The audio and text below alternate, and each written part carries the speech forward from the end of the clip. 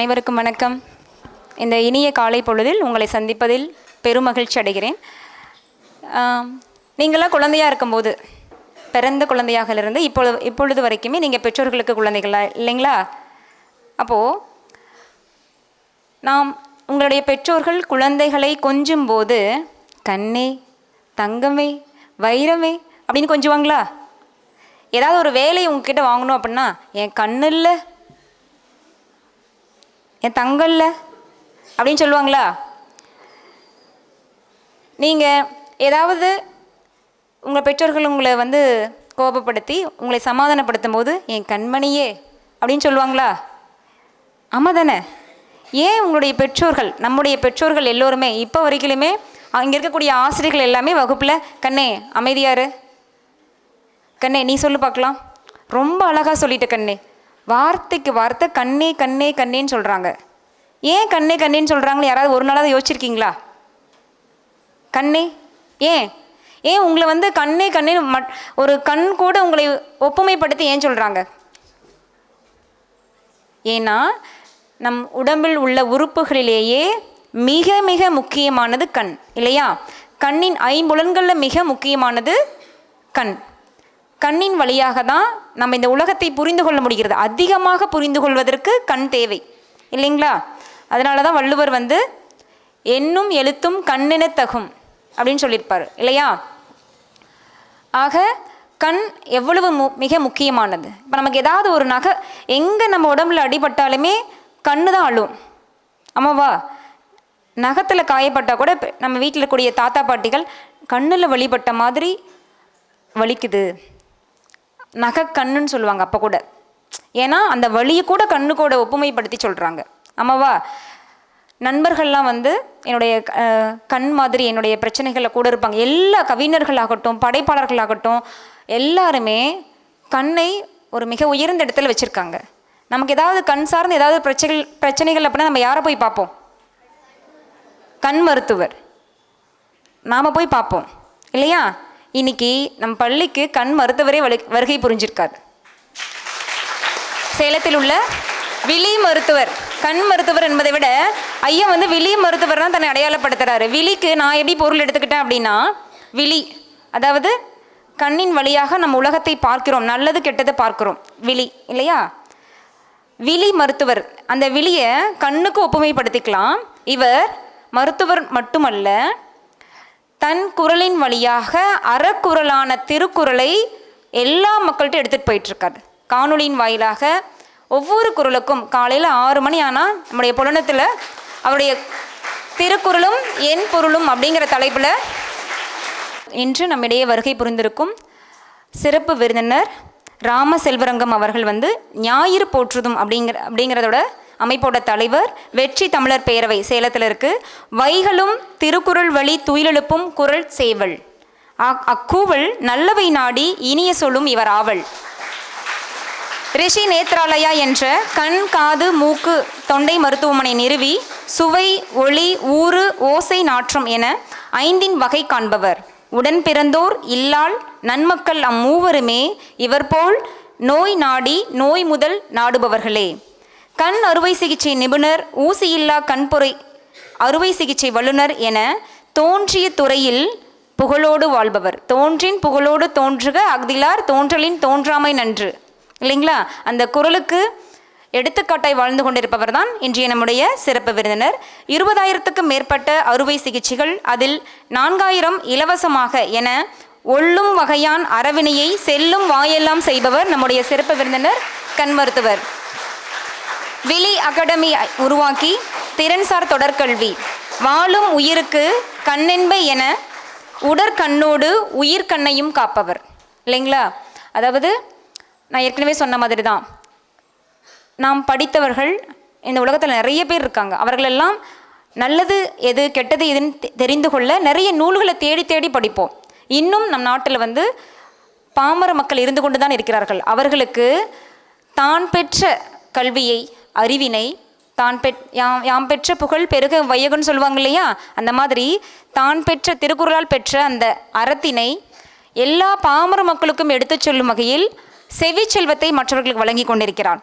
கண்ணே நலமா, வாழ்க்கை வாழ்வதற்கே, ரோட்டரி அரிச்சுவடி, முதற்றே உலகு, இவை நாம் பயில இவர் நவின்றவை. விஜய், சன் தொலைக்காட்சி, கோடை பண்பலை, தருமபுரி பண்பலை, இவைகள் இவர் ஆராய்ந்து சொன்ன அவைகள்.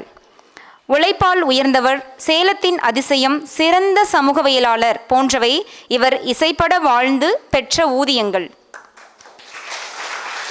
உலக திருக்குறள் பேரவை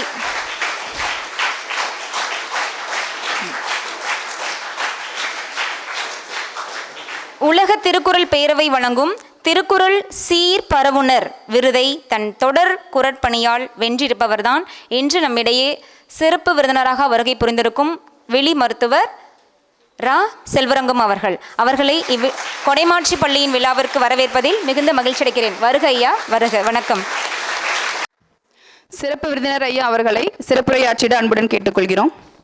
தேடிச் சோறுநிதம் தின்று பல சின்னஞ்சிறு கதைகள் பேசி மனம் வாடி துன்பம் மிக உழன்று பிறர் வாடப் பல செயல்கள் செய்து நரைகூடி கிழப்பருவம் எய்தி கொடுங்கூற்றுக்கு இறையனப்பின் மாயும் பல வேடிக்கை மனிதனைப் போலே நான் வீழ்வேன நினைத்தாயோ என்ற மகாகவி பாரதியினுடைய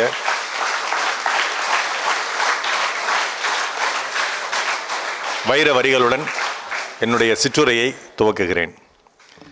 பள்ளியினுடைய தாளாளர் பணியுமாம் என்றும் பெருமை என்ற குறளின் எடுத்துக்காட்டாக வாழ்ந்து கொண்டிருக்கும் ஐயா அவர்களுக்கு என்னுடைய முதல் வணக்கம்.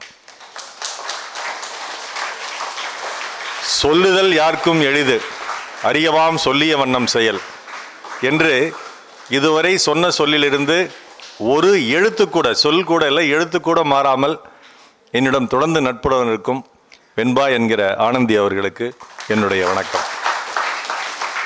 மற்றும் பள்ளியினுடைய அகாடமிக் டைரக்டர் அவர்களுக்கும் மற்ற ஆசிரியர் பெருமக்களுக்கும் மாணவ செல்வங்களுக்கும் என்னுடைய இனிய காலை வணக்கம். இப்போ நான் பேசுகிறதுக்கு முன்னாடி எனக்கு ஒரு குழம்பி கொடுத்தாங்க. குழம்பினா என்ன? யார் காஃபின்னு சொன்னா கை தூக்கால் எந்திரிச்சுன்னு இல்லை. குட், அவங்களுக்கு ஒரு பாராட்டுக்கு சொல்லிடலாம். குழம்பிங்கிறது காஃபி. உட்காருமா.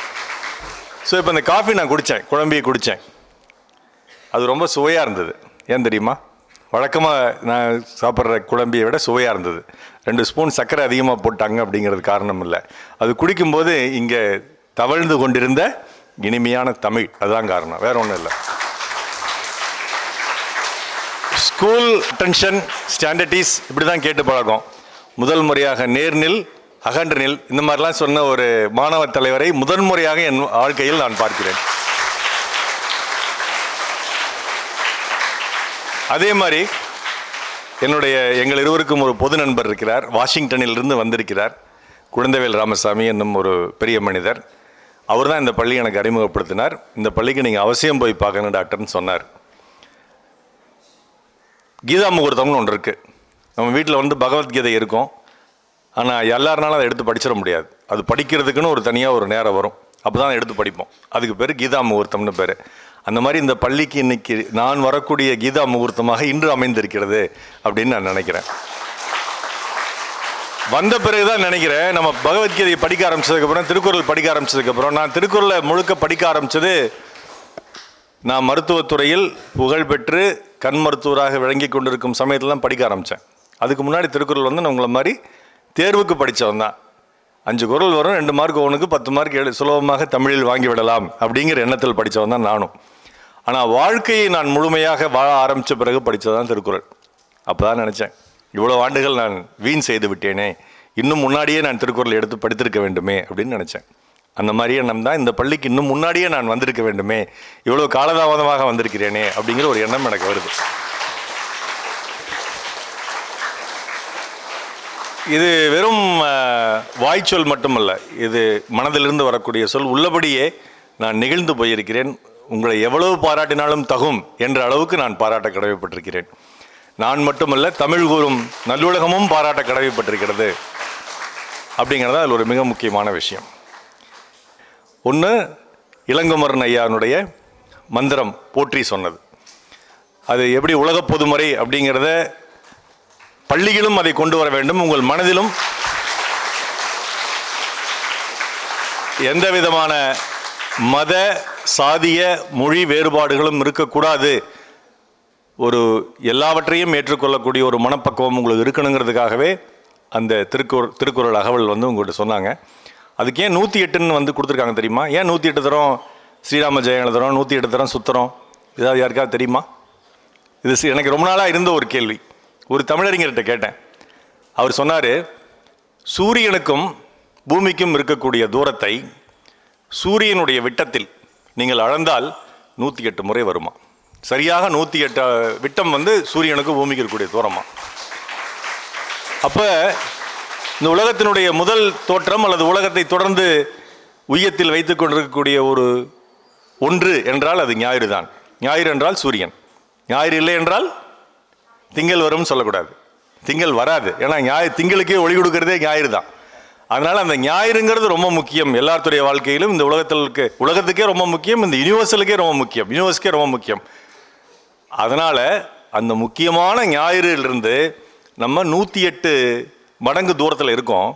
108 முறை எதை செய்தாலும் நாம் ஞாயிறை சென்றடைவோம், அல்லது ஞாயிறினுடைய ஒளி முழுமையாக நம்மை வந்து அடையும். இதுதான் இந்த 108 என்றதனுடைய சிறப்பு. அடுத்தது, மேலை நாடுகள்லேருந்து யாராவது வந்தாங்கன்னா நம்ம அவங்களுக்கு இந்த மாதிரி மாலை போடுவோம். அவங்க கழுத்தை மனம் இல்லாமல் அப்படியே போட்டு தான் பேசுவாங்க. ஐயா வந்து எனக்கு போடும்போது சொன்னாங்க, ஐயா நீங்கள் பேசி முடிகிற வரைக்கும் அந்த மாலையை கழட்டக்கூடாதுன்ட்டு. அது மேலை நாட்டினரிடமிருந்தும் நாம் கற்றுக்கொள்ள வேண்டும். சென்றிடுவேர் எட்டுத்திக்கும் கலை செல்வங்கள் யாவும் குழந்தைங்க சேர்ப்பேர்னு பாரதியார் சொன்னார். கலை செல்வங்கள் மட்டும் இல்லை, நல்ல பண்புகள் யாவையும் குழந்தைங்க சேர்ப்பேருங்கிறதுக்கு ஒரு உதாரணமாக இங்கே அமர்ந்திருக்கிறார் நம் பள்ளியினுடைய தாளாளர். முதல்ல ஒரு கதை சொல்லி ஆரம்பிக்கலாம். ஒரு மனிதன் கடவுளை நேரடியாக சந்திக்கிறான். சந்திக்கும் போது கடவுள் வந்து அவனுக்கு 3 வாய்ப்புகளை கொடுக்குறாரு. 3 வே ஆஃப் லைஃப், 3 வாழ்க்கை முறைகளை சொல்கிறார். 3 கதவு இருக்குது, 3 கதவையும் திறந்து காட்டுறார். இந்த 3ல் ஏதாவது ஒன்று தான் எடுக்கணும் அப்படின்னு சொல்லி சொல்கிறார். முதல்ல வந்து கதவை திறந்தோடனே என்ன இருக்குது? நூல்கள் நிறையா இருக்குது. ஒரு நூலகம் இருக்குது. எப்படி உங்கள் பள்ளியில் ஒரு சிறப்பான நூலகம் இருக்கோ அந்த மாதிரி நூல்கள் நிறையா இருக்குது. 2வது கதவை திறக்கிறான். தங்கம், வைரம், வைடூரியம், அந்த மாதிரி பொருள்கள் நிறையா, செல்வம் நிறையா ஒரு அறையில் இருக்குது. 3வது அறையை அவன் திறக்கிறான். அங்கே நிறைய மனிதர்கள் இருக்கிறார்கள். இதில் ஏதாவது ஒரு அறைக்குள்ளே நீ போகலாம், எந்த அறைக்குள் நீ போக விரும்புகிறாய் அப்படின்னு கடவுள் அந்த மனிதனை பார்த்து கேள்வி கேட்கிறார். இங்கே முதல் அறை, நூலகம் இருக்கிற அறைக்குள்ளே போகணும்னு நினைக்கிறவங்களாம் கை தூக்குங்க. அருமை, கை கீழே போட்டுருங்க. பணம், வைரம், வைடூரியம், இந்த அறைக்குள்ளே போகணும்னு நினைக்கிறவங்களாம் அருமை. நிறைய மனிதர்கள் இருக்காங்க, அருமை, கை கீழே போடுங்க. ஆனால் அந்த மனிதன் எதை தேர்ந்தெடுத்தான் என்றால் நூலகத்தை தேர்ந்தெடுத்தான். ஏன் நூலகத்தை தேர்ந்தெடுத்தான்? அவன் படிக்கிற பையன்லாம் கிடையாது, அவனுக்கு வயசு 70 ஆச்சு. அவன் ஏன் போய் நூலகத்தை தேர்ந்தெடுத்தான்? வணக்கம் ஐயா, என் பேர் அறிவுமதி என்கிற அஸ்விகா அசோக்குமார். அறிவுமதி என்கிற அஸ்விகா அசோக்குமார். அருமை அருமை. மனிதன் வந்து பிறக்கும்போது தேவைக்காக பணத்தை தேடி அலைவாங்கய்யா. இப்போ வந்து பணத்தை தேடி ஒரு நிலையில் வந்து பணத்தை தேடி அலைஞ்சிட்டு இருந்த மனிதன் வந்து நமக்கு நிம்மதியான சாவு கிடைக்கணும்னு கடைசி காலத்தில் நினைக்க ஆரம்பிச்சிருவாங்க. அதனால் வந்து நூல்கள் படித்து நம்மளுடைய எண்ணத்தை நம்ம வந்து நிம்மதியாக வச்சுக்கலாம். இப்போ வந்து அறிவுமதிக்கு ஒரு பாராட்டுகள். அறிஞர் அண்ணா வந்து ஒரு அறுவை சிகிச்சைக்கு முன்னாடி வந்து நான் வந்து ஒரு புத்தகம் படிச்சுட்டு வந்து அறுவை சிகிச்சை செய்யணும்னு சொன்னாருங்கய்யா. அதாவது அந்த புத்தகத்துல கிடைக்கிற நிம்மதி வேற எதுலையுமே கிடைக்காதுங்கய்யா. அதை படிச்சு நம்ம நிறைய அறிவை வளர்த்தோம். அருமை அருமை, கை தட்டிடலாம் அறிவுமதிக்கு. அறிவுமதி என்கிறவர் அறிவை தேர்ந்தெடுக்கிறார். ஓகே, வேற ஏதாவது கருத்து? வணக்கம் ஐயா, என் பேர் கவியரசன் என்கின்ற ரித்திக் ராமசுவாமி. ஐயா, நம்ம பள்ளியில் படிச்சுட்டு இருக்கோம்னு வைங்க, அவங்க என்ன புத்தகத்தை கொடுக்குறாங்களோ நாம் அந்த புத்தகத்தை படிப்போம். அதுக்கும் மீறி நூலகத்தில் சில புத்தகங்களை படிக்கிறோங்க ஐயா. அதையும் தவிர்த்து பல நன்னறிகளை கொடுக்குற புத்தகங்கள் இருக்குது. கடைசி காலத்திலேயாவது படிக்கணும்னு சொல்லி அவர் நினச்சிருப்பாருங்க ஐயா. அதனால் நூலகத்துக்குள்ளே போயிருக்காரு. அருமை, அவருக்கும் நன்றி ஐயா. ஆசிரியர்களுக்கு மட்டும்தான். உங்களை யாராவது ஒருத்தர் முன் வந்து இதற்கான கருத்தை சொல்லலாம். வணக்கம் ஐயா. வணக்கம். என் பெயர் தென்றல் என்கிற பிரபா ராஜேந்திரன். ஏன் நூலகத்துக்கு போகிறாங்க அப்படிங்கிறதுல நான் என்ன புரிஞ்சுக்கிட்டேன் அப்படின்னா, நான் நூலகத்துக்குள்ளே போனேன் அப்படின்னா மற்ற 2 வழியை என்னால் எளிமையாக கையாள முடியும்னு நான் நினைக்கிறேன். இதுதான் காரணம். நீ வந்து செல்வம் சேர்க்கிறதுக்கு வழி என்ன? நன்றாக படிக்க வேண்டும். மக்களுடன் இனிமையாக பழகிறதுக்கு என்ன வழி? செய்க பொருளைன்னு வள்ளுவர் சொல்லியிருக்காரு. திறனறிந்து தீதின்றி வந்த பொருளாக இருக்கணும்னு சொல்லியிருக்காரு. அப்போ என்ன அர்த்தம்? உன்னுடைய திறமையை வளர்த்துக்கணும், அறத்தின்படி பொருள் வரணும், சம்பாதிக்கணும்னா நல்லபடியாக படிக்கணும். சரியா? ஓகே. அடுத்து இன்னொரு அறையில சொன்னேன், மக்கள் நிறையா இருக்காங்க, மக்கள் கூட போய் பழகணும்னா என்ன பண்ணணும்? படிக்கணும், அறிவு வேணும். அறிவு இருந்தால் தான் மீது ரெண்டையும் சாதிக்க முடியும். அறிவு இருந்தால் மீது ரெண்டையும் சாதிக்க முடியும். ஆனால் பணம் மட்டும் இருந்தால் அவனுக்கு அறிவு வருமா? நூல்கள் முன்னாடி வாங்கி வச்சுக்கலாம் லைப்ரரியில், அறிவு வருமா? வராது. மக்கள் கூட மட்டும் பழகிட்டு இருந்தால் அறிவு வருமா? வராது. அதனால அறிவு தான் ஆகச்சிறந்ததுன்னு முடிவு பண்ணி அவன் அறிவு எடுத்துக்கிறான். அந்த மனிதர், 70 வயதான ஒரு மனிதர் அதை எடுத்துக்கிறார். இப்போ அதனால் நீங்கள்லாம் எங்கே வந்திருக்கீங்க? இப்போ பள்ளிக்கூடத்துக்கு வந்திருக்கீங்க. பள்ளிக்கூடத்துக்கு எதுக்கு வந்திருக்கீங்க? படிக்கிறதுக்கு வந்திருக்கீங்க. என்ன படிக்கணும்? இங்கிலீஷ், தமிழ் அப்படியா? எல்லாவற்றையும் படிக்க வேண்டும். கற்க அருமை. என்ன அப்ப படிக்கணும்னு சொல்றாரு வள்ளுவரங்க? என்ன படிக்கணும்னு சொல்றாரு வள்ளுவர்? இதுல நான் கேட்ட கேள்விக்கு அவரே பதில் சொல்லிட்டாரு வள்ளுவரே. கற்பவை, நீ என்ன படிக்கணுமோ அதுதான் படிக்கணும். கண்டதையும் போய் படிச்சுட்டு இருக்க கூடாது. நீ என்ன கத்துக்கணுமோ அதை படிக்கணும் அப்படிங்கிறார் இல்லையா? அப்ப அந்த கற்பவைங்கிறது எப்படி முடிவு பண்றது? கற்பவை சொல்லிட்டாரு, அதை கசலரா படிக்கணும்னு சொல்லிட்டாரு. அதுக்கப்புறம் அதை விட நீ நிற்கணும்னு சொல்லிட்டாரு. சும்மா படிச்சுட்டு பழமொழி சொல்லுவாங்க, படிக்கிறது ராமாயணம், இடிக்கிறது பெருமாள் கோயில்னு. அந்த மாதிரி இருக்கக்கூடாது. படித்தபடி நடக்கணும், அது ரொம்ப முக்கியம். சரி, என்ன படிக்கலாம்?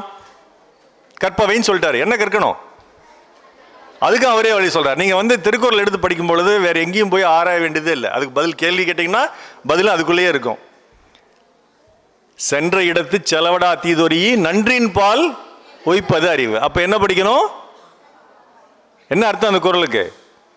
நீ ரோட்ல போனன்னா இந்த பக்கம் ஒரு போஸ்டர் இருக்கும், ஒரு சினிமா நடிகருடைய போஸ்டர் இருக்கும், அந்த பக்கம் ஒரு நடிகையினுடைய போஸ்டர் இருக்கும், அந்த பக்கம் ஒரு அரசியல்வாதியினுடைய போஸ்டர் இருக்கும், இந்த பக்கம் ஒருத்தனை அடிச்சுக்கிட்டு இருப்பான், ஒருத்தன் பெண்ணை ஈவ் டீசிங் பண்ணிட்டு இருப்பான். இதையெல்லாம் நீ கண்டு உன்னுடைய பயணத்தில் டிஸ்ட்ராக்ட் ஆகிடக்கூடாது, உன்னுடைய கவனம் சிதறக்கூடாது. அப்போ நன்றின் பால் நீ உயிக்கணும். ஒரு குழந்தை அங்கே கீழே விழுந்ததுன்னா அதை போய் எடுத்து தூக்கி விடணும். ஒரு கண்ணு தெரியாத ஆள் சாலையை கடக்க முயற்சிக்கிறாருன்னா அவர் போய் கையை பிடிச்சி சாலையை கூட்டு விடணும். ஒரு வயசான பாட்டி எந்திரிச்சு நிற்க முடியாமல் கஷ்டப்பட்டதுன்னா கை கொடுத்து தூக்கி விடணும். இந்த மாதிரி நல்ல விஷயங்களில் நீ கவனம் செலுத்தணும். அப்ப நீ என்ன கற்கணும்? நல்லதை மட்டும்தான் கற்க வேண்டும். சரியா? இதுவும் வள்ளுவரே சொல்றாரு. சரி, இதெல்லாம் கற்கிறதுனால என்ன பயன்? ஏன் அதெல்லாம் படிக்கணும்? எதுக்கு படிக்கிறீங்க? எதுக்கு படிக்கிறோம் என்று தெரியாமல் படிப்பது மிகவும் தவறு. ஏதாவது ஒரு இலக்கு இருக்குல்ல உங்களுக்கு. கோடீஸ்வரன் ஆகணும், சினிமா நடிகர் ஆகணும், அரசியல்வாதி ஆகணும், அல்லது டாக்டர் ஆகணும். இந்த மாதிரி ஐயா மாதிரி ஒரு பெரிய வெளிநாடு வாழ் தமிழராக இருந்து இங்கே ஒரு பள்ளி துவக்கியிருக்காரு.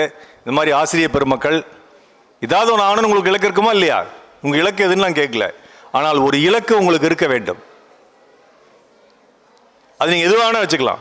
உங்களுக்கு பிடிச்ச இலக்கு ஒன்றை தேர்ந்தெடுத்து அந்த இலக்கை நோக்கி உங்களுடைய முழு கவனமும் இருக்கணும். அதுக்கு ஒரு குறள் சொல்றாரு. என்ன சொல்றாரு? ஆக்கம் அதர்வினாய் செல்லும் அசைவிலா ஊக்கம் உடையானுடை. அந்த அசைவில்லாத ஊக்கம் இருக்கணும்.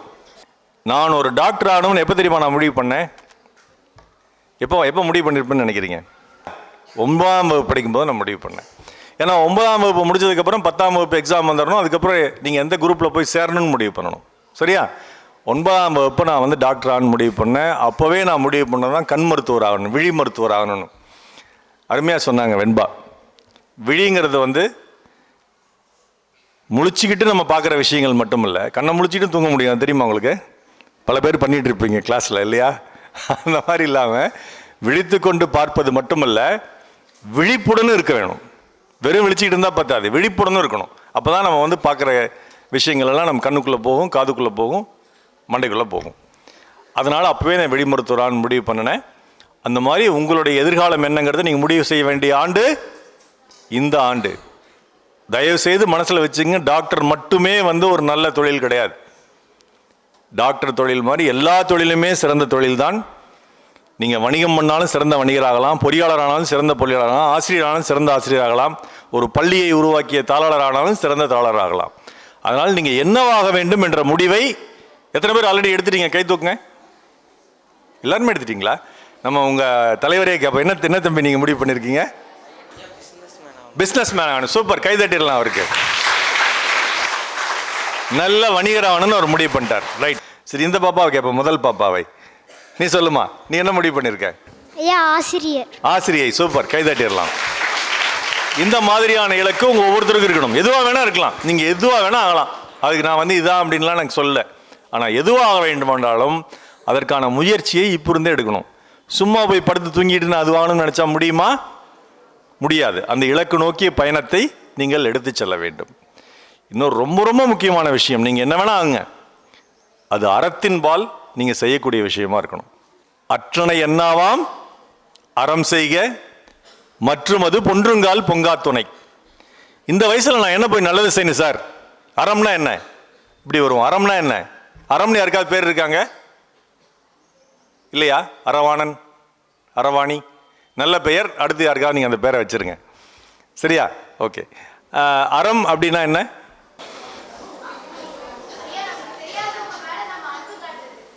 அருமை, அருமை. இது ஒரு வகையில் அறம். சரி. தர்மம். Okay, super. அடுத்தது அருமை, அருமை, அருமை, சூப்பர்.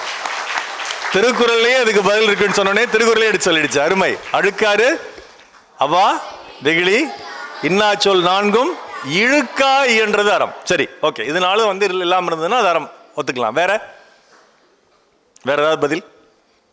இது வந்து ஒரு மிகச்சிறந்த பதில், அதை எடுத்துக்கலாம். அது இல்லாமல் வேற ஏதாவது பதில் நீங்கள் சொல்றீங்களான்னு பார்க்கலாம். உன் பேர் என்னம்மா? ஆதிரே என்கிற நிஷா ஸ்ரீரன்குமார். அருமை, அருமை, பாராட்டுகள். ஒரே வார்த்தையில் சொல்லணும்னா என்ன தெரியுமா? நல்லவனா இருக்கிறது. சரியா நான் சொல்றது? நல்லவனா இருந்தால் அர்த்தம் இருப்பமா இருக்க மாட்டோமா? இருப்பமா இருக்க மாட்டோமா? சொல்லுங்க. நல்லவராக இருந்தோம் என்றால் இருப்போம். அதுக்குள்ள எல்லாமே வந்துடும். அப்போ இந்த வயசுல நீங்க அறம் செய்யறனா என்ன செய்வீங்க? என்ன செய்யலாம்? என்னென்ன மாதிரியான அறம் செய்யலாம்? ஒன்றும் ஒருத்தருங்க பேசிட்டு இருக்கும்போது அங்கே பேசாமல் இருக்கலாம், அது ஒரு அறச்செயல். ரெண்டாவது, பக்கத்து பையனை பிடிச்சி கில்லாமல் இருக்கலாம். அப்புறம் இதெல்லாம் நெகட்டிவ், எதிர்மறை அறச்செயல்கள். நேர்மறை அறச்செயல் என்ன செய்யலாம்? அறம்ங்கிறது என்ன நல்ல செயல் வேணாலும் நீங்கள் யோசிங்க, அது எல்லாமே அறம் தான். நம்ம நல்ல பணம் சம்பாரித்து பெரிய ஆளாகி ஒரு பிஸ்னஸ் மேனாவோ அல்லது ஒரு ஆசிரியராவோ ஆனதுக்கப்புறம் நான் நல்லது செய்கிறோம் அப்படின்னு நினச்சோம்னா அது தவறுன்னு வள்ளுவர் சொல்கிறார். நீ சின்ன வயசுலேருந்தே நீ அறம் செய்யணும். நீங்கள் சொன்ன மாதிரி, நீங்கள் உதாரணம் சொன்னீங்களே, அந்த மாதிரி என்ன அறம் வேணாலும் செய்யலாம். பரீட்சையில் காப்பி அடிக்கக்கூடாது, அது அறம் கிடையாது. அந்த மாதிரி அரணுக்கு முரணான செயல் செய்யாமல் அறப்படி நீங்கள் என்ன வேணால் செய்யலாம். ஆனால் செய்ய வேண்டிய வயது எது தெரியுமா? இந்த வயது. நான் பெருசானதுக்கப்புறம் அப்படி ஆவேன், பெருசானதுக்கப்புறம் இப்படி பண்ணுவேங்கிறதெல்லாம் கிடையாது. நீங்கள் இப்போவே பெருசு தான். அதனால் இந்த வயசுலேருந்தே நீங்கள் அறம் செய்ய வேண்டும். இதை நீங்கள் செய்தால், இன்னும் ஒரு குறள் மட்டும் சொல்லிட்டு முடிச்சுக்கிறேன். இங்கே ஃப்ரெண்ட் இல்லாதவங்க யாராவது கை தூக்குங்க. எல்லாத்துக்கும் ஃப்ரெண்ட் இருக்கும் இல்லையா? உனக்கு ஃப்ரெண்ட் இல்லையா? சூப்பர், கை தட்டிடல. எல்லாருமே ஃப்ரெண்டாக இருக்கு. என்னுடைய இன்னொரு கொள்கை வாழ்க்கையில் என்னன்னா, தினம் ஒரு மனிதரை நண்பராக கொள்வது அப்படிங்கிறதான். கொள்வதில்லை, நட்பாக்கி கொள்வது. அந்த வகையில் எனக்கு இன்றைக்கு கிடைச்சிருக்கிற அருமையான நண்பர் வந்து நம்ம பள்ளியினுடைய தாளாளர் மற்றும் நம்ம அகாடமிக் டைரக்டரும் கூட. அதில் ஒரு அற்புதமான குறள் வருது. நட்புல 5 அதிகாரம் ஏன்னு சொல்லியிருக்காரு. அதில் ஒரு மிக மிக அற்புதமான, எனக்கு தெரிஞ்ச நட்புக்கு அப்படின்னா அதுதான் குறள். என்ன குறளை சொல்லலாம்? நட்பு அதிகாரம் குறள் தெரியுமா? ஆசிரியர் பெருமக்களையும் கேட்குறேன், என்ன குறள் சொல்லலாம்? முகநக நட்பது அருமை சொல்லிட்டாங்க. மனசுக்குள்ள இருந்து சிரிக்கணும் நட்பா இருக்கும்போது. வேற வேற குறள் நல்ல நட்புல எல்லா குறளுமே 1330 நல்ல குறள் தாங்க. நான் கேட்கறது நட்புல ஒரு ஆகச்சிறந்த, அது ஏன் ஆகச்சிறந்தது நான் சொல்றேன், அது என்ன குறள்னு சொல்ல. உடுக்கை இழந்தவன் கை போல அங்கே இடுக்கன் களைவதாம் நட்பு. அருமை, நல்ல குறள். வேற நான் எதிர்பார்க்கும் குறள் நான் வரல. வணக்கங்க ஐயா, என் பெயர் வேள்பாரி என்கின்ற தனுஷ். வேள்பாரி, அருமை. அன்பீனும் ஆர்வமுடைமை அதுவீனும் நட்பெனும் நாடா சிறப்பு. அருமை, சிறப்பான குறள். சரி, நானே சொல்லிடுறத. நகுதற் பொருட்டன்று நட்டல் மிகுதிக்கண் மேற்சென்று இடித்தல் பொருட்டு. இதுக்கு என்ன பொருள்னா, வாடா மச்சி கடைக்கு போகலாம், சினிமாவுக்கு போகலாம், அந்த பொண்ணு பார்த்தியா அவள் அப்படி இருக்கிறா, இந்த பையனை பார்த்தியா ஏன் அவன் மூஞ்சி இப்படி இருக்குது, இப்படின்னு சிரித்து பேசுறது மட்டும் நட்பு அல்ல. நட்புக்கு அவர் கூட ஐயன் கொடுத்த விளக்கம், மிகுதிக்கண் மேற்சென்று இடித்தல் பொருட்டு. எவனாவது ஒருத்த வந்து மிகுதியாக பண்ணுறான்னா அவன் கன்னத்தில் போய் ஒரு கும்பிடு குத்தி, யார் அவன் நண்பன், நண்பன் போய் குத்துனா சண்டை தான் வரும். உனக்கு எவன் இங்கே ஆரியூர் நண்பன் சொல்லிக்கிறீங்க இல்லையா, ஒருத்தரை மட்டும் மனசில் வச்சுக்கங்க. ஒரே இங்கே இருக்கிறவங்கள யாராவது ஒருத்தர் உங்களுக்கு நண்பன் நண்பிகள் அப்படி மனசில் வச்சுக்கங்க. அவங்கள மட்டும் நீங்கள் ஃபாலோ பண்ணும்போது இந்த வேலையை செய்யணும். அவன் மிகுதிக்கண் போய் செஞ்சான்னா அவனை போய் கன்னத்தில் ஒரு இடிச்சு இப்படி செய்யக்கூடாதுன்னு சொல்லி இடித்தல் போட்டுன்னு சொல்கிறார் வள்ளுவர். சொல்கிறார், நான் சொல்லலை. யாராவது ஏன்டா அடிச்சுன்னு கேட்டால் வள்ளுவர் சொல்கிறாருன்னு சொல்லிடுங்க. சரியா? மிகுதிக்கண் அப்படிங்கிறதுக்கு என்ன பொருள் அந்த குறளில்? ஹலோ, அமைதி அமைதி அமைதி. மிகுதிக்கண்கிறதுக்கு என்ன பொருள்? ஏன் மிகுதிக்கண்கிற ஒரு வார்த்தையை ஐயா நான் கொடுத்துருக்காரு? இது வந்து ஆசிரியர்களுக்கு சேர்த்து நான் கேட்குறேன். சொல்லுமா. ஆங்கிலத்தில் சொல்லணும்னா ஓவரா பண்ணுறது, ஓவரா சீன் போடுறது. Right, okay, super. மிகுதிக்கண் மேற்சென்று இடித்தல்னு சொல்லியிருக்காரு. அப்படி நல்ல செயல்களையே ரொம்ப ஓவரா பண்ணாலும் தப்புங்கிறாரு வள்ளுவர் அங்க. இப்போ நான் பேசுகிறேன், எனக்கு ஒரு வாய்ப்பு கொடுத்துருக்காங்கன்னு சொல்லிட்டு 1 மணி நேரம் பேசணுன்னா கொட்டாய் இப்போ 2 பேர் தான் விட்டீங்க, அத்தனை பேரும் விடுவீங்க. அப்போ மிகுதிக்கண் நீ எதை செய்தாலும் தவறு. உனக்கு வீட்டிலேயே சாப்பாட்டுக்கு வழி இல்லை, நீ போய் ஊருக்கு உதவி செய்கிறேன்னு சொல்லிட்டு உன் கையில் இருக்கிற 100 ரூபாய் கொண்டு வெளில கொண்டு போய் கொடுக்குற, அது சரியா தவறா? உங்களுக்கு வந்து பிடி ஓடி விளையாடு பாப்பான்னு சொல்லியிருக்காங்க. அப்போ ஓடி விளையாடுறது ரொம்ப நல்லது. ஒரு நாள் எத்தனை பீரியட் இருக்குங்க? 8 பீரியடா 9 பீரியடா? 8 பீரியட் உங்களை ஓடி விளையாடவே விட்டாங்கன்னா நல்லதா கெட்டதா? நல்லதுன்னு நீங்கள் சொல்லுவீங்க, கெட்டதுன்னு ஆசிரியர்கள் சொல்லுவாங்க. அவங்களுக்கு தான் தெரியும் சிரமம் மேய்க்கிறது எப்படின்னு. சரியா? அந்த மாதிரி நல்லது நீ செய்தாலும் மிகுதியாக ஒரு அளவோடு தான் செய்யணும். அந்த அளவு எப்படிங்கிறத நீ முடிவு பண்ணிக்கணும். நீ தான தர்மம் பண்ணாலும் சரி, ஒரு பேச்சு பேசினாலும் சரி, அறிவுரை சொன்னாலும் சரி, அல்லது பிறருக்கு உதவி செய்தாலும் சரி. சில பேர் பார்த்தீங்கன்னா ஒரே உதவி செய்கிற பேர் வழின்னு சொல்லிட்டு நம்ம நிம்மதியாகவே இருக்க விட மாட்டாங்க. இருக்காங்களா அந்த மாதிரி உங்கள் ஃப்ரெண்ட்ஸு? எப்போ பார்த்தாலும் நீ இதை சாப்பிடு, நீ அதை பண்ணு, இதை பண்ணுன்னு நம்மளை போட்டு இந்த அன்பு தொல்லைன்னு சொல்லுவாங்க. அந்த மாதிரியும் பண்ணுவாங்க. அந்த மாதிரி எது செஞ்சாலும் அது தவறுடா. ஏன்னா என்னுடைய நண்பன்லாம் பல பேர் வந்து உதவி செய்கிறேன்னு சொல்லிட்டு சொத்தையே எழுந்தவங்கலாம் உண்டு. ஆரம்பத்திலே நான் வந்து இடித்து சொல்லிட்டேன், ஒழுங்காக அவங்க ஒய்ஃப்கிட்ட கூப்பிட்டு சொல்லிட்டேன், மனைவிகிட்ட, பையனை ஒழுங்காக இருக்க சொல்லுங்க, இல்லைன்னா அவ்வளோதான், நீங்கள்லாம் போய் ரோட்டில் கோர வேண்டியது இருக்குன்ட்டு. அந்த மாதிரி மிகுதிக்கண் எது செய்தாலும், கெட்டது செய்யக்கூடாதுங்கிறது அது ரொம்ப ஆப்வியஸாக இருக்குது, ரொம்ப வெளிப்படையாக இருக்குது. நல்லதே நீ செய்தாலும் அதை மிகுதிக்கண் போய் செய்யாத. அதனால் உன்னுடைய நண்பனை நீ தேர்ந்தெடுக்கும் பொழுது, அல்லது நீ ஒருத்தனுக்கு நண்பனாக இருக்கும் பொழுது, நீ செய்ய வேண்டிய மிக முக்கியமான கடமை, அவன் மிகுதிக்கண் போய் எதுவும் செஞ்சிடக்கூடாது. ஒரே சப்ஜெக்ட் மட்டும் நல்லா படித்து நான் அதில் வந்து 100க்கு 100 வாங்குறேன், மற்றெல்லாம் கோழி முட்டையாக வாங்குறேன்னு இருக்கக்கூடாது. எல்லாத்தையும் தான் படிக்கணும். சரியா? அப்புறம் கண் மருத்துவர், விழி மருத்துவர், உங்களுக்கு ஒரு விழிப்பு வாசகம் மட்டும் சொல்லிட்டு நான் முடிச்சுக்கிறேன். நோய் நாடி நோய் முதல் நாடி, அது தணிக்கும் வாய் நாடி வாய்ப்பச் செயல்.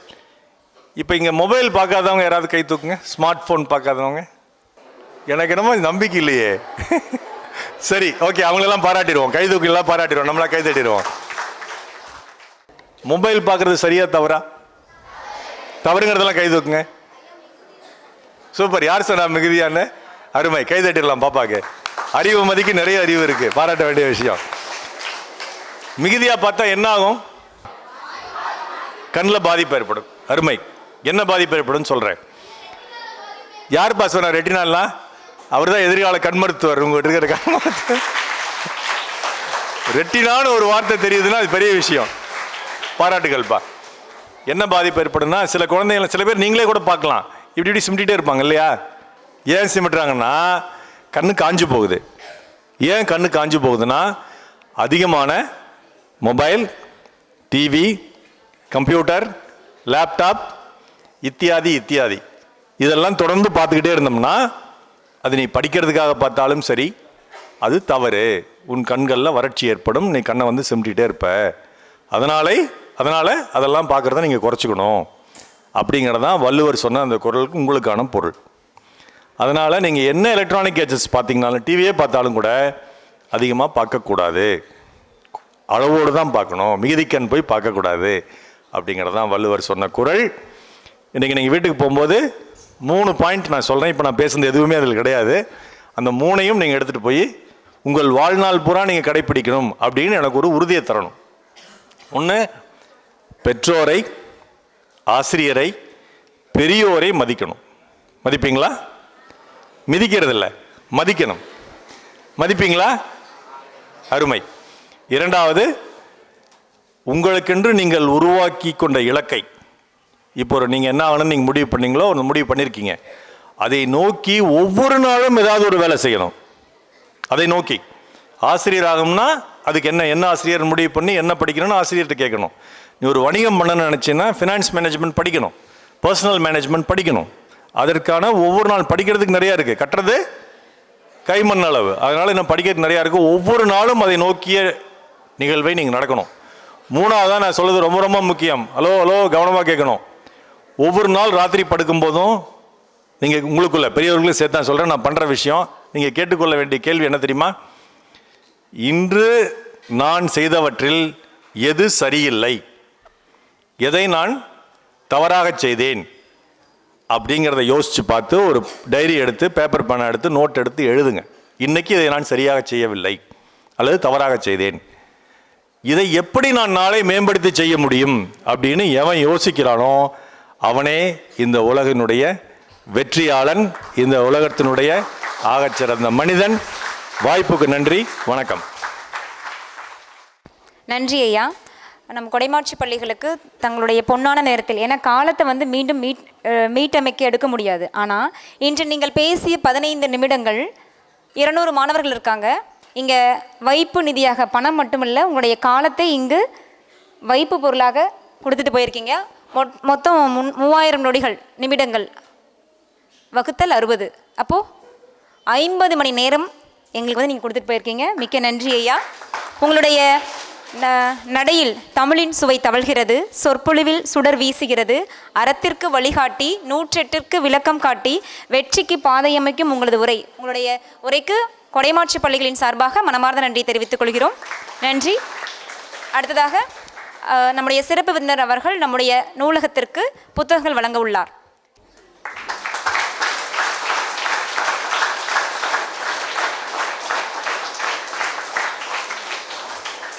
இறந்த காலத்தின் அறிவு நீட்சியாக இருப்பவை புத்தகங்கள். தான் காணாத பலரையும் தன்னை காணாத பலரையும் சந்திக்கக்கூடிய மிகப்பெரிய ஆயுதம்தான் எழுத்துக்கள். அந்த எழுத்துக்களை கோர்த்து அழகாக புத்தகமாக வழங்கியிருக்கிறார். அதற்கு நன்றி ஐயா. அடுத்ததாக ஐயா நிறைய பேர்கிட்ட நிறைய கேள்வி கேட்டாங்க இல்லையா? அறம் என்பதற்கான வினா வந்து திருக்குறளிலிருந்து கேட்டீங்க இல்லைங்களா? அதற்கு நம்முடைய அப்போ அறிவாலய பள்ளி மாணவி திருக்குறளிலிருந்தே உங்களுக்கு விடை கொடுத்தாங்க. அந்த மாணவியை தங்களுடைய கரங்களால் சிறப்பிக்கும் நேரம் இது. தாங்கள் எழுதிய புத்தகத்தாலே அந்த மாணவி இப்பொழுது சிறப்பிக்கப்படுகிறாள். ஆதிரி என்கிற நிஷாஸ்ரீ அவர்களை மேடைக்கு அழைக்கிறோம். அனைவருக்கும் வணக்கம். நான் ஐயா வரும்பொழுதே அதிக நேரம் இங்கே செலவிடணும்னு திட்டமிட்டு வரல. நானும் அந்த மாதிரி திட்டமிட்டு வரல. ஏன்னா 9:30 மணிக்கு எங்களுக்கு இன்னொரு கூட்டம் தொடங்குவதாக இருந்தது. ஆனால் நிகழ்ச்சியே 9:30க்கு தான் தொடங்குச்சு, கொஞ்சம் தாமதமாயிருச்சு. ஆனாலும் இந்த 1 மணி நேரம் அற்புதமாக இருந்ததுங்க ஐயா. நீங்கள் நிறைய விஷயங்களை எழுச்சி மிக்க ஒரு சொற்பொழிவாகவும் மாணவர்களோட உரையாடலாகவும்,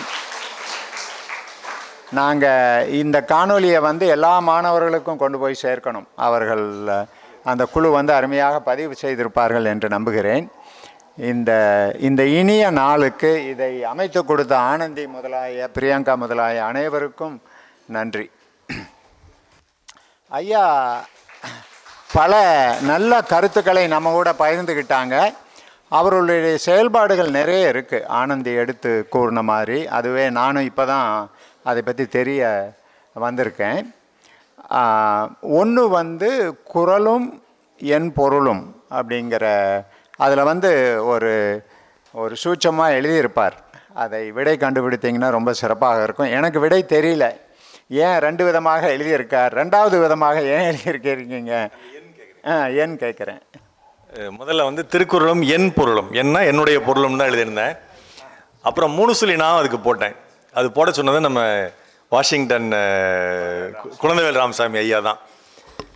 என் பொருள் வாக செலை சொல்லி தான் தான் பிறல்வாய் நுண்பொருள் காண்பது அறிவு. கரெக்டா? அது என்ன எளிய பொருள். நீங்கள் சொல்றது ரொம்ப எளிய பொருளாக இருக்குங்க ஐயா, நீங்கள் 3 சொல்லி நாமும் கூட சேர்த்தி போடுங்க அப்படின்னு தான் சேர்த்தி போட்டேன் நான். ஏன்னா முதல்ல 3 சொல்லி நான் மட்டும் தான் போட்டேன். எல்லாருமே நான் என்கிறதுக்கு எனக்கு எத்தனை சொல்லி போடுறதுன்னு தெரிலன்னு சொல்லிட்டு ஃபோன் பண்ணி சொல்ல ஆரம்பிச்சிட்டாங்க. நீங்கள் தப்பாக 2 சொல்லி போட்டீங்கன்னு. இந்த பம்பே வேணான்னு சொல்லி தான் ப்ராக்கெட்டில் 3 சொல்லி போட்டேங்க. நாங்களும் புதுசாக ஒன்று கற்றுக்கிட்டோம். அதை இதை பார்க்க வாய்ப்பு கிடைத்தது எனக்கு. நல்ல கருத்துக்கள் நீங்கள் உங்களுக்கு நேரம் கிடைக்கும்போது அந்த யூடியூப்பில் அதெல்லாம் இருக்குது, நீங்கள் பார்க்கணும். 2 விஷயங்கள் என் மனதை கவர்ந்தது. ஒன்று என்ன சொல்கிறாருன்னா, ஐயா என்ன சொல்கிறார் அப்படின்னா, ஒவ்வொரு குறளிலும் அந்த குறளினுடைய நுட்பத்தை சொல்லக்கூடிய வார்த்தைகள் சில இருக்கும். ஒரு வார்த்தையாக இருக்கலாம், ஒரு சின்ன சொற்றொடராக 2 வார்த்தைகளாக இருக்கலாம். அதை நம்ம புரிஞ்சுக்கிறது ரொம்ப அவசியம்.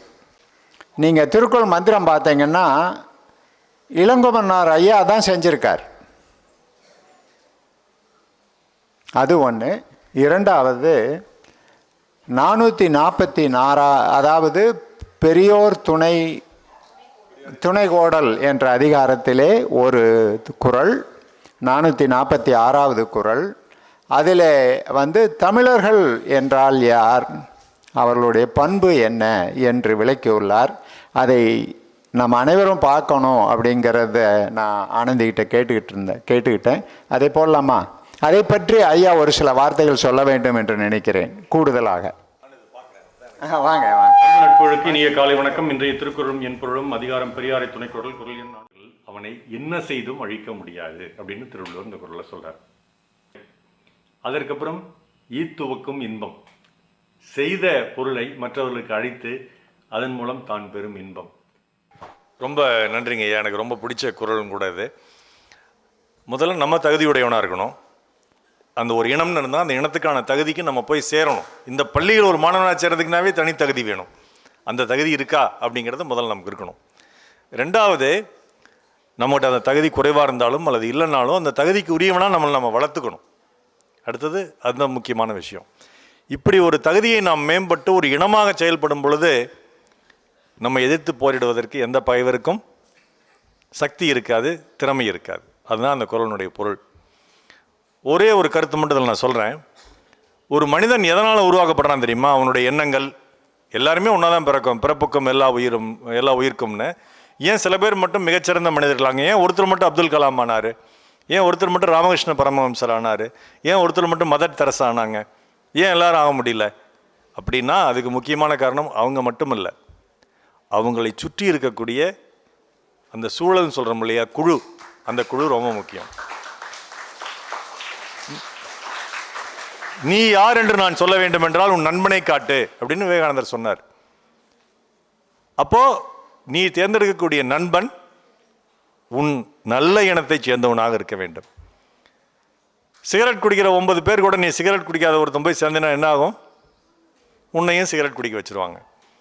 அதே நல்ல ஒழுக்கமாக நல்லா படிக்கிற ஒரு 4 பேர் கூட போய் நீ சேர்ந்தனா என்ன ஆகும்? நீயும் நல்லா படிப்ப, நல்ல ஒழுக்கமாக ஆயிடுவேன். அதுதான் அந்த குறள் சொல்லுது. நன்றி. இந்த நேரத்தில் குழந்தைவேல் ராமசாமி ஐயா அவர்களுக்கு நம்முடைய மனமார்ந்த நன்றி தெரிவிச்சுக்கணும். ஏன்னா அவருடைய அறிமுகத்தால் தான் இவர் நமக்கு அறிமுகமாயிருக்காரு. அதனால் இந்த நேரத்தில் குழந்தைவேல் ராமசாமி ஐயா அவர்களுக்கும் நாங்கள் நன்றி தெரிவிச்சுக்கிறோம். நன்றி. இவ்விழா இனிதே நிறைவுற்றது.